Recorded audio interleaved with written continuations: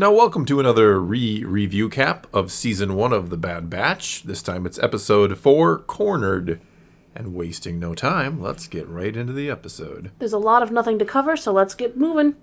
Come on now. The clones are off on their ship, and they decide they want to go to Ep4 to hide out, and they realize they don't have enough supplies to get there. They've got, no food, and their ship is registered on, a wanted list, so they need to change their ship's signature.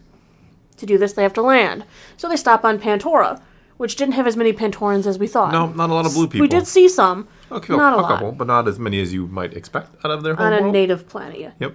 At port, Wrecker doesn't realize at first that they need to bribe the portmaster to not scan their ship. There's a lot of civilian things they don't understand. I mean, they're used to they are, yes. The Republic giving them all their supplies and everything, so they're still learning how the world works. That is what this heavily implies, that they are not used to civilian life or just the norms of the galaxy, you could say.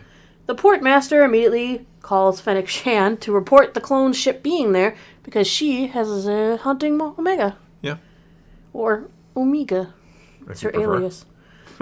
So, Hunter, Echo, and Omega are going on a supply run into town with Echo disguised as a droid because he doesn't want to stick out, and Wrecker wanted to come, but he sticks out too much. Hunter is having trouble selling stuff to a merchant. He's trying to sell, a high-grade military explosive to, a vendor. And they're like, this is black market stuff, and I'm legit. And the vendor's like, hey, can I have your droid? I'll give you some money for it. So they 2,000 credits. Yeah, so they barter a little bit, because Echo's like, I'm worth more than that. Was humorous, that. Yeah. I liked that. And he's like, yeah, okay, we're selling you, and you just escape later, okay? Done deal. Omega, meanwhile, gets distracted by the space dogs we saw from Star Wars Resistance, and runs off to follow them. Yep. Yeah.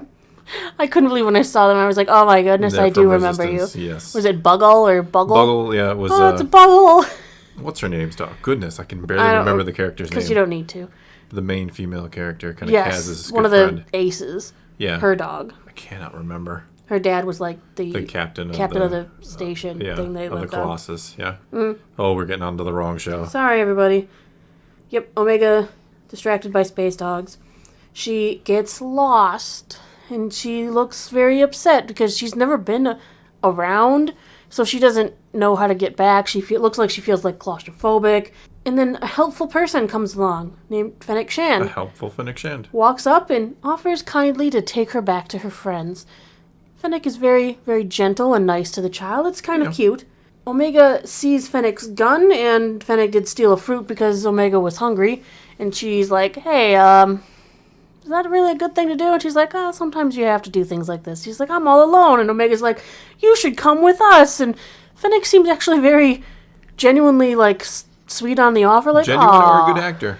I don't know. I think, seeing as we know Fennec from, Mandalorian and Book of Boba Fett, yeah. I think it was a genuine, she genuinely was like, that's a really nice offer. Thank you, child. Then Hunter finds them, and of course, immediately a fight ensues, because Hunter realizes right away she is there to take Omega, and Omega runs for it. Off she goes. Run. Well, she gets the better of Hunter, and Fennec Shand runs off to chase Omega, who's running away. Back at the ship, Tech is beginning to adjust their signature key so they can scramble it at will when they need to disguise their ship to get around. Obviously, they can't use their key anymore. Hunter radios to tell them about the situation. Wrecker is going to come to help. Tech is going to man the security footage to see if he can locate her. And he also mentions that he needs a team of droids to put that ship back together. Because coincidence. Hunter's like, we need to get out of here. And he's like, ship is not in one piece.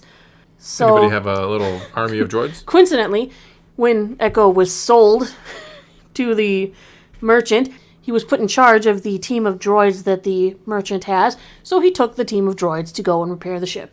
Wrecker catches up with Omega down in the sewers where Omega ran off. Well, sewers, maintenance hatch, same difference. Then Fennec catches up with them, and she conveniently smashes his head into something to knock him out. Another blow to the head. She took out Wrecker pretty quickly, too. She did. She is very lithe, very good at her job. Omega then climbs a very, very tall tower and is hanging barely by a thread. Right when she's about to fall, Fennec grabs her, so she does not fall, then helps her down. They get down on a moving vehicle in a dump trucky type thing. Another fight kind of goes on. You sound It's sound a like this is getting chase. tedious. Chase scenes are boring-ish. It's hard to do a chase right. Let me say that. Yeah.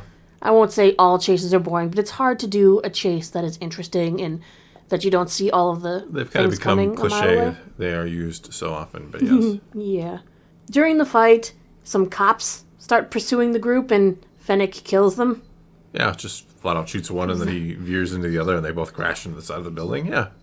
I forget how violent sometimes, She shoots him right in like the chest. right in the chest, yeah. Just boom, he's dead. Yeah, after the civilians being murdered last week. Sometimes you forget, I mean, it's such a strange blend in the show because sometimes you feel like you're watching this It's such a goofy stuff with Omega sometimes. Yeah, And it feels like the Kids Adventure of the Week show that you might have seen on like a Saturday morning cartoon, and then all of a sudden people are getting shot in the chest and blowing up their bikes and dying. So it's a weird mixture at times. well, that explosive Hunter couldn't sell came in handy as he used it to blow up the vehicle that Fennec Shand was commandeering. And he wins the day, and they race on back to the ship. They all take off. They're good to go. They're out of there. They are worried that Fennec will come after them again because they've realized Omega was the mark for the bounty hunter. Yep. Fennec radios that her target escapes. To who, though? But she will find her. Yes. Dun dun dun. Now that's the end of the episode. Yeah. Yeah. Again, Adventure of the Week episode. I mean... That's what they start doing at one point, yes. Yeah, a lot of that in this season. And like I've discussed before, I hope season 2 is more story arc focused. But at least in this episode, I would say they gave each of the Bad Batch something to do-ish.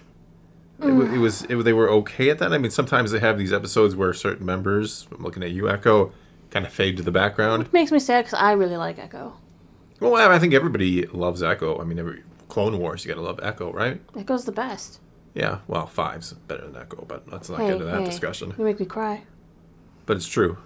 If that's what it takes. 5s. 5's, great death. It's a weird thing to say, isn't it? Yeah. But you know what I mean. So yeah, another average. I also like Kix. Sure. He survives. He's alive in sequel trilogy time. Yeah, poor Kix. Poor He Kix. lived to see the sequels. He did. Sorry, buddy. He got frozen. Yes. Preserved for the future. That's neither here nor there. Sorry, everybody. Yeah. It's a really off-topic type thing to say. No, we were kind of But this episode, once again, kind of just bolstered and dragged out some key events into a long episode. I feel like they maybe should have just condensed these into 15-minute runs or something. No, I think they should have just tried to focus on larger stories. I say go the opposite route. Instead of trying to do kind of so many individual What episodes. if they condensed this episode with their half of the story from the episode previous? I suppose. With the dragons that they were hunting? I don't know. I mean, the problem is later in the season, there are some episodes that you're like, okay, this was a good idea, but you crammed it into 25 minutes, and I wish you could have done 2 episodes with this. Yes. So again, yeah, I mean, Adventure of the Week, right? That's really what this is. For better or worse, love it or hate it, it's an Adventure of the Week episode. Right, but that's on par with a lot of the episodes from Clone Wars, where a lot of them were Adventure of the Week as well. Absolutely, especially the early season. I mean, mainly the early seasons were kind of Adventure of the Week kind of style. Later on, they fully embraced the story arc idea, and that's when Clone Wars gets really, really, really good.